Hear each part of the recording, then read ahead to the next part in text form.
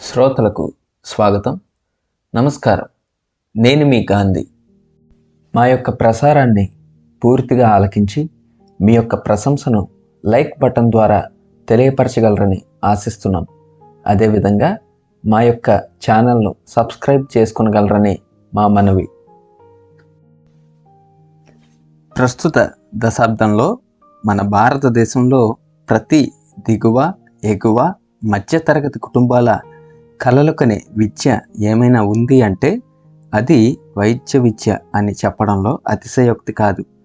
ప్రపంచంలో మారుతున్న పరిస్థితులు, ప్రజల జీవన విధానంలో భారీ మార్పులు మరియు నేటి ఆహారపు అలవాట్లు, జీవన ప్రమాణాలు అన్నీ కూడా మనుషులను మందుల షాపులకు, ఆసుపత్రులకు మరింత దగ్గర చేశాయి.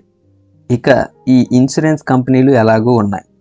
ఇటువంటి తరుణంలో ఈ వైద్య విద్యకు మరింత ఆదరణ లభించింది. మరి ఇటువంటి వైద్య విద్య మన భారతదేశంలో ఎలా నిర్వహించబడుతుంది, దానికి తగిన అర్హతలు, ఆవశ్యకతలు, అవకాశాల గురించి మీ అందరికీ తెలియపరచడమే ఈ ప్రసారం యొక్క ముఖ్య ఉద్దేశం. భారతదేశంలో ఆధునిక వైద్యంలో వైద్యుడిగా పనిచేయాలంటే కనీస అవసరమైన degree bachelor of medicine and bachelor of surgery, దీనినే క్లుప్తంగా ఎంబీబీఎస్ అంటారు. ఇదే క్రమంలో ఆయుర్వేదం BAMS, యునాని BUMS, సిద్ధ BSMS, హోమియోపతి BHMS కూడా ఉన్నాయి. పైన పేర్కొన్న కోర్సుల్లో అత్యధిక మంది ఎంచుకునేది ఎంబీబీఎస్. ఈ కోర్సు 5.5 సంవత్సరాల గ్రాడ్యుయేట్ చదువు పూర్తి చేసిన తరువాత సంపాదించే డిగ్రీ. దీని యొక్క క్రమాన్ని మనం గమనిస్తే సాధారణ సైన్స్ సబ్జెక్టుల్లో 1 సంవత్సరం ప్రీ క్లినికల్ అధ్యయనాలు, 3.5 సంవత్సరాల పారాక్లినికల్ స్టడీస్తో దీని యొక్క పాఠ్య ప్రణాళిక కూడుకుని ఉంటుంది. మూడవదిగా క్లినికల్ ఇంటర్న్షిప్ 1 సంవత్సరం ఉంటుంది. ఈ క్లినికల్ ఇంటర్న్షిప్కి వెళ్ళేలోగా విద్యార్థులు తమ యొక్క అన్ని సబ్జెక్టులలో ఉత్తీర్ణులై ఉండాలి. మెడికల్ స్పెషాలిటీలో పోస్ట్ గ్రాడ్యుయేట్ డిగ్రీ కోసం ఎంబీబీఎస్ అయిన తరువాత 3 సంవత్సరాల పాటు చదవాలి. ఇది చదివాక మాస్టర్స్ ఆఫ్ సర్జరీ కానీ, డాక్టర్ ఆఫ్ మెడిసిన్ కానీ లభిస్తుంది. ఆ తర్వాత మరో 2 సంవత్సరాల పాటు చదువును పూర్తి చేస్తే మెడికల్ స్పెషలైజేషన్లో పోస్ట్ గ్రాడ్యుయేట్ డిప్లొమా పొందవచ్చు. అర్థమయ్యిందా శ్రోతలు? ఒక పరిపూర్ణ డాక్టర్గా సమాజంలో మెలగాలి అంటే కనీసంలో కనీసం సుమారుగా 11 సంవత్సరాల విద్య అభ్యసించడం అనివార్యం. చాలామంది ప్రముఖుల అభిప్రాయం ఏంటంటే వైద్య విద్య అనేది జీవితకాలం పాటు విద్య అభ్యసించడం అని. భారతదేశంలో బ్రిటిష్ వారు ఆధునిక పాశ్చాత్య వైద్యాన్ని ప్రవేశపెట్టడానికి చాలా కాలం ముందు నుండి ఇక్కడ అనేక పురాతన వైద్య విధానాలు ఆచరణలో ఉన్నాయి. అవి వరుసగా ఆయుర్వేదం, యోగా, నేచురోపతి, యునాని, సిద్ధ, హోమియోపతి వంటి సాంప్రదాయ వ్యవస్థలు. వీటన్నింటినీ ఆయుష్ అని పిలుస్తారు. ఈ ఔషధాల రూపాలు భారతదేశంలోని ప్రజా ఆరోగ్య సంరక్షణ వ్యవస్థలో ఆధునిక వైద్య విధానంతో పాటుగా ప్రధానమైన పాత్ర పోషిస్తున్నాయి. ఈ సాంప్రదాయిక విద్యను ఎంచుకున్నవారు దేశంలోని 29 రాష్ట్ర వైద్య మండళ్లలో ఒక దాని నుండి లైసెన్స్ పొందవలసి ఉంటుంది. ఈ వ్యవస్థలలోని వృత్తిపరమైన డిగ్రీ ప్రోగ్రాములు కూడా ఎంబీబీఎస్ లాగే రూపొందించబడ్డాయి. బ్యాచిలర్ ఆఫ్ ఆయుర్వేదం, medicine and surgery BAMS, bachelor of homeopathic medicine and surgery వంటి డిగ్రీలు 5.5 సంవత్సరాల గ్రాడ్యుయేట్ పూర్తి చేసిన తరువాత ఇస్తారు. డిగ్రీ పొందేందుకు వార్షిక పరీక్షలలో ఉత్తీర్ణత, చివరి 1 సంవత్సరం క్లినికల్ ఇంటర్న్షిప్ పూర్తి చేయడం తప్పనిసరి. మెడికల్ స్పెషాలిటీ పోస్టుల్లో పోస్ట్ గ్రాడ్యుయేట్ కోసం BAMS, BHMS తర్వాత 3 సంవత్సరాలు చదవాలి. ఈ 3 సంవత్సరాల కాలం పూర్తయ్యాక master of Ayurveda, master of homeopathy డిగ్రీలు లభిస్తాయి. ఆయుష్ వైద్య సంస్థను CCIM అంటే central council of Indian medicine, central council of హోమియోపతిలు నిర్ణయిస్తాయి. పాశ్చాత్య వైద్య వ్యవస్థను గతంలో MCI అంటే మెడికల్ కౌన్సిల్ ఆఫ్ ఇండియా నియంత్రించింది. 2020 నుండి ఇది నేషనల్ మెడికల్ కమిషన్ నియంత్రణలో ఉంది.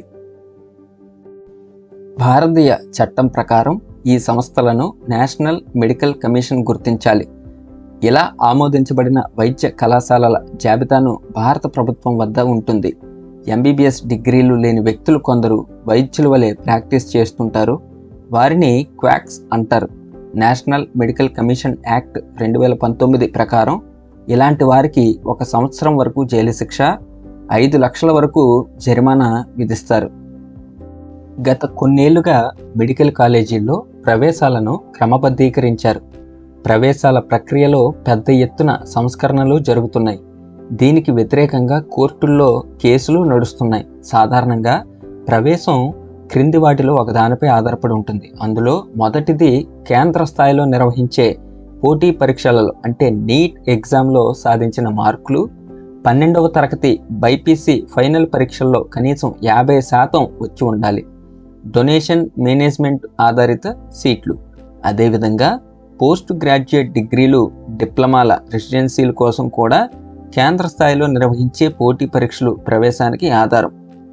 కొన్ని సంస్థల్లో ఇంటర్వ్యూ కూడా అవసరం కావచ్చు. అయితే సబ్ స్పెషాలిటీ కోర్సుల విషయంలో ఇది ఎక్కువగా ఉంటుంది. ఈ డొనేషన్ ఆధారిత సీట్లపై తీవ్ర విమర్శలు వచ్చాయి. ఎందుకంటే ఇది ప్రైవేట్ మెడికల్ కాలేజీల ద్వారా మెడికల్ సీట్ల అమ్మకానికి అధికారం ఇచ్చినట్లయింది. చదువుకు మార్గం చెల్లించే సామర్థ్యం తప్ప మెరిట్ కాదు అనే సూత్రాన్ని పరోక్షంగా అంగీకరించినట్లయింది. ఈ అక్రమ క్యాపిటేషన్ ఫీజులు ఎంబీబీఎస్ సీట్కు కోట్లలో ఉంటాయి. ఏదైనా మెడికల్ సీట్ కోసం జనరల్ కేటగిరీకి చెందిన విద్యార్థి యూజీ కోర్సుల్లో సీటు పొందడానికి నీట్ యూజీలో కనీసం 50% స్కోర్ చేసి ఉండాలి. కానీ కేరళ వంటి రాష్ట్రాల్లోని ప్రైవేట్ వైద్య కళాశాలల్లో మేనేజ్మెంట్ సీట్లకు కూడా పోటీ ప్రవేశ పరీక్షల్లో కనీస మార్కులు, ర్యాంకులు ఆవశ్యకం చేశారు. వివిధ ప్రభుత్వ, ప్రైవేట్ కళాశాలల్లో ప్రవాస భారతీయుల person of Indian origins NRI కోటాలతో పాటు వైద్య విద్య కోసం సౌకర్యాలు సరిగా లేని అభివృద్ధి చెందుతున్న దేశాల విద్యార్థుల కోసం అంటే బంగ్లాదేశ్, నేపాల్, భూటాన్, మయన్మార్ ఇటువంటి దేశాల వారి కోసం భారత ప్రభుత్వం అనేక సీట్లను కేటాయించింది. ఈ రిజర్వ్డ్ సీట్ల యొక్క ఖచ్చితమైన సంఖ్య దేశం ఆధారిత కేటాయింపు ఏటా మారవచ్చు. రిజర్వ్ చేసిన సీట్లలో ప్రవేశం కోరుకునే విద్యార్థులు విదేశాలలో ఉన్న భారతీయ దౌత్య కార్యాలయాల ద్వారా అంటే యాంబసీస్ ద్వారా లేదా భారతదేశంలోని ఆయా దేశాల యాంబసీల ద్వారా దరఖాస్తు చేసుకోవాలి. ఆయా దేశాల్లోని భారత రాయబార కార్యాలయాలు లేదా హై కమిషన్లు మరింత సమాచారాన్ని అందిస్తాయి. అటువంటి ప్రాయోజిత అభ్యర్థులకు ప్రవేశ పరీక్ష నుండి సాధారణంగా మినహాయింపు ఉంటుంది. ఎన్ఆర్ఐ కోటా ద్వారా సీట్లు తీసుకోవాలనుకునే విదేశీ పౌరులు కూడా పరీక్షలో అర్హత సాధించాలి. అర్హత ఉన్న ఎన్ఆర్ఐ అభ్యర్థులందరి నుండి ఆ కోటాలో మెరిట్ ఆధారంగా సీట్లు కేటాయిస్తారు. ఎన్ఆర్ఐ అభ్యర్థుల ఫీజు విధానం కూడా భిన్నంగా ఉంటుంది. ఇక ఈ ఎంబీబీఎస్ గ్రాడ్యుయేషన్ విద్యకి కావలసిన అవసరాలు, అర్హతల గురించి ఆలోచిస్తే MBBS course biochemistry, physiology, anatomy, microbiology, pathology, pharmacology వంటి ప్రాథమిక పారా క్లినికల్ సబ్జెక్టులతో ప్రారంభమవుతుంది. విద్యార్థులు ఏకకాలంలో వార్డులు, అవుట్ పేషెంట్ విభాగాలలో పనిచేస్తూ శిక్షణ పొందుతారు. అక్కడ వారు 5 సంవత్సరాల పాటు నిజమైన రోగులతో సంభాషిస్తారు. పాఠ్య ప్రణాళికలో రోగ చరిత్ర తీసుకోవడం, పరీక్ష, అవకలన నిర్ధారణ, పూర్తి రోగి నిర్వహణ యొక్క ప్రామాణిక ప్రోటోకాల్లను రూపొందించడం భాగంగా ఉంటాయి. రోగికి ఏ పరిశోధనలు ఉపయోగపడతాయో, ఉత్తమమైన చికిత్స ఏమిటో నిర్ణయించడం విద్యార్థికి బోధిస్తారు. పాఠ్య ప్రణాళికలో సమగ్రమైన ఆచరణాత్మక జ్ఞానం, ప్రామాణిక క్లినికల్ విధానాలను నిర్వహించే అభ్యాసం కూడా ఉంటాయి. ఈ కోర్సుల్లో 12 నెలల పాటు జరిగే ఇంటర్న్షిప్ కూడా భాగం.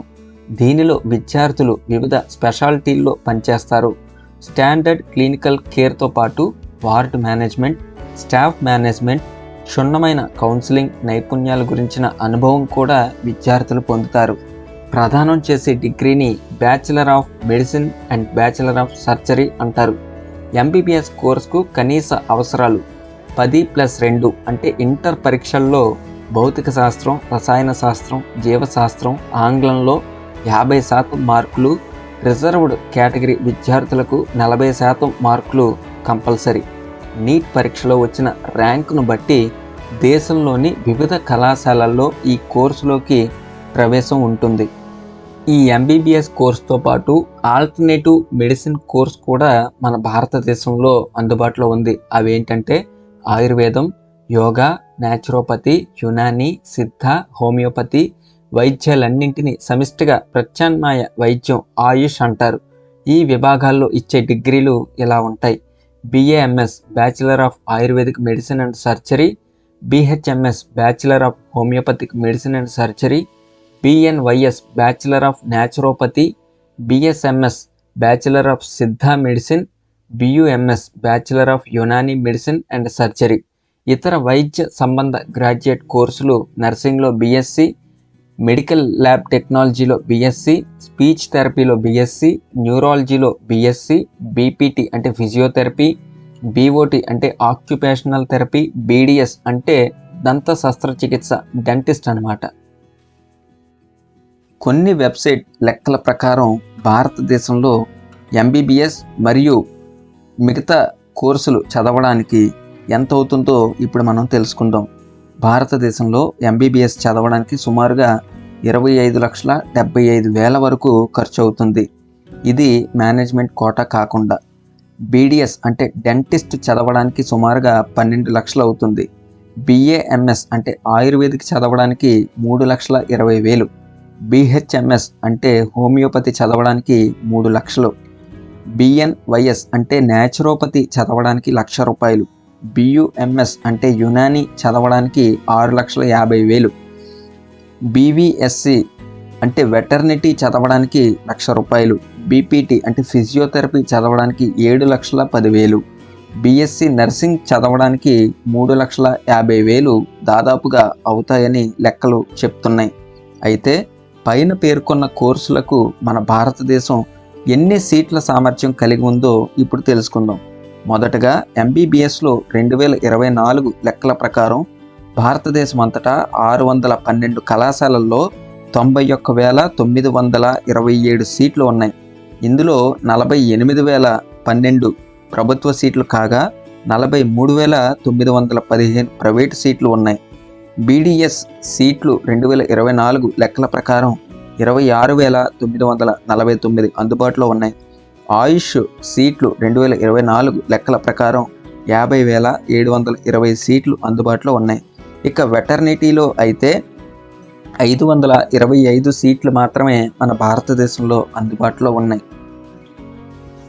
1960 సంవత్సరం నుండి భారతదేశం అభివృద్ధి చెందిన దేశాల్లో వైద్యులను సరఫరా చేసే వనరుగా ఉంటూ ఉంది. 2000 సంవత్సరంలో వేసిన అంచనా ప్రకారం 20,315 మంది వైద్యులు, 22,786 మంది నర్సులు OECD దేశాలలో పనిచేస్తున్నారు. అంటే దుబాయ్, లండన్, అమెరికా ఇటువంటి దేశాల్లో. 2024 నాటికి ఇంగ్లీష్ మాట్లాడే పాశ్చాత్య ప్రపంచంలో US, UK, ఆస్ట్రేలియా, కెనడా కలిపి 59,523 మంది భారతీయ సంతతికి చెందిన వైద్యులు పనిచేస్తున్నారు. దీంతో వలస వెళ్లే వైద్యులకు భారతదేశం ప్రపంచంలోనే అతిపెద్ద వనరుగా మారింది. మా యొక్క పూర్తి వివరణ పట్ల మీ యొక్క అభిప్రాయాలను, సందేహాలను, ఆలోచనలను, ఆవశ్యకతలను క్రింద ఉన్న కామెంట్ సెక్షన్లో తెలియజేయాలని కోరుకుంటున్నాం. మా యొక్క ప్రయత్నం సఫలీకృతం చేయడానికి సబ్స్క్రైబ్ బటన్ నొక్కి మా ప్రసారాల ప్రకటనలు మీరు నేరుగా తెలుసుకునేందుకు ప్రక్కనే ఉన్న గంట గుర్తుపై ప్రెస్ చేయగలరు. మరొక క్రొత్త ప్రసారంతో మీ ముందుకు రాగలమని ఆశిస్తూ ఈ ప్రసారం ఇంతటితో సమాప్తం. ధన్యవాదాలు.